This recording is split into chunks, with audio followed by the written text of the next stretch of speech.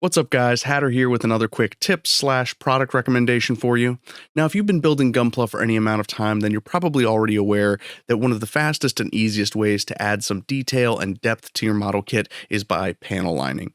Now panel lining is just a process where you add ink into the grooves that are in the plastic in order to create some illusion of depth in there. And you're probably also already aware that there are dozens of products on the market that can help you do this. Everything from the humble Gundam marker pen to the king of panel lining products, the fluid panel liner. And if you guys have used this stuff, then you know that this is basically black gold. You apply a little bit, it flows into the cracks and crevices very easily. You can wipe up any excess with a Q-tip, but it does come with some drawbacks, and we're going to get into that in just a minute. Now, in my experimentation and desire to achieve a certain result, I found a product here on my desk that I was using for something else that actually is an excellent applicator for panel lines. So let me show you how you can save a little bit of money and also get some really unique finishes by using this panel line substitute. So like I said before, nothing against this product. I love this stuff. I use it all the time. It's really easy to use, fairly easy to clean up, and you can actually create your own by using some paints with mineral spirits to thin them out. But that brings me to the number one drawback of using this stuff.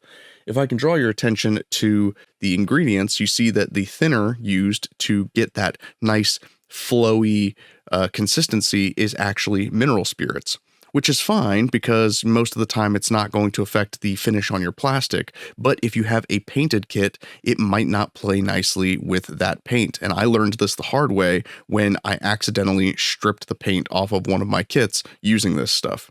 That brings me to the other downside of using this stuff, and that is if you are working with a black or dark plastic, such as the bottom of the feet of this Zaku 2, then you're not going to get enough contrast for that to show up on the dark plastic, and so you're going to want probably a lighter colored panel line to pop off of that darker color. Now this brings me to my product recommendation.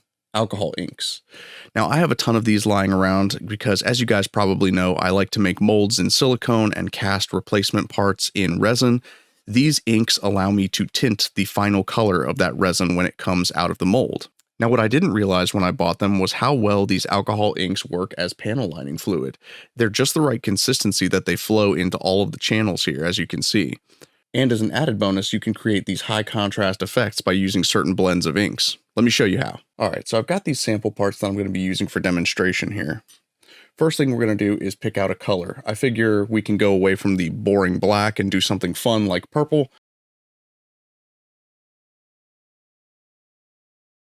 But what about when you're working with a dark plastic like this?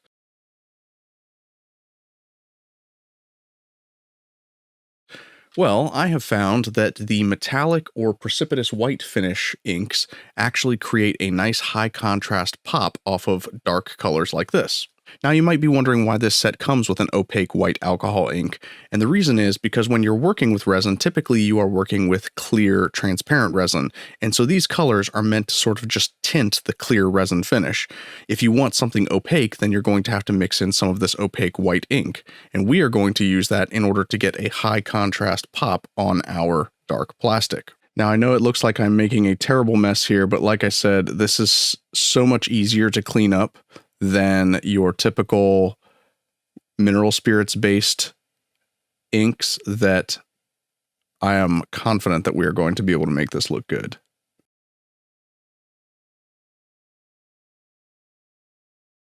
Now, I also mentioned how well this stuff plays with different paint types because alcohol is a much less harsh solvent than mineral spirits. So let's put that to the test on this painted kit.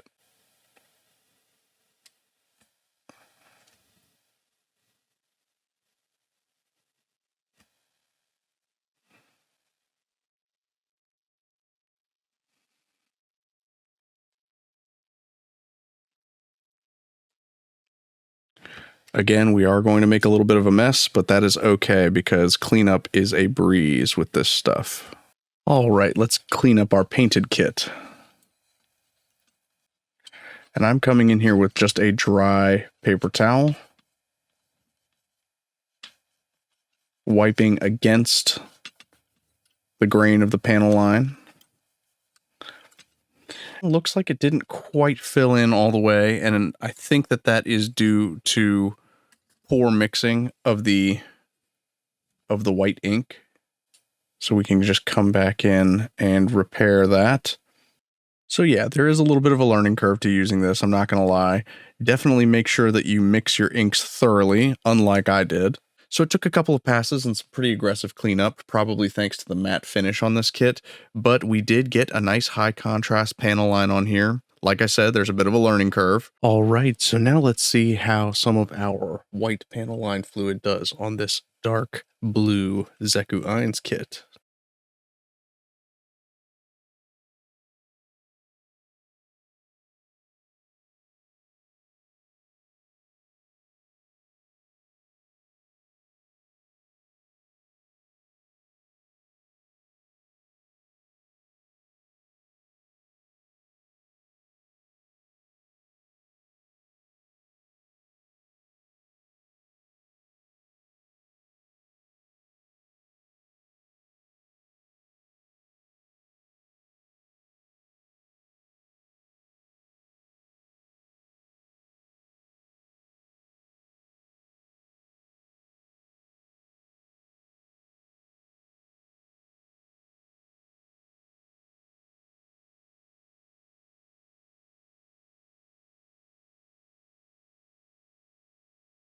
And so I always find it works best when you rub perpendicular to the panel line that you're trying to fill in.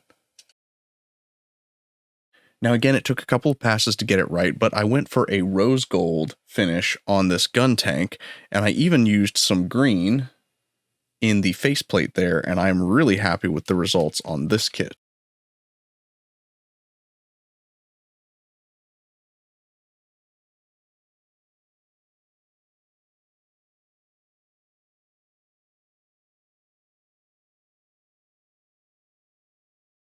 And again, if you ever want to take it back to square one, just use a little bit of isopropyl alcohol and you can wipe the whole thing away.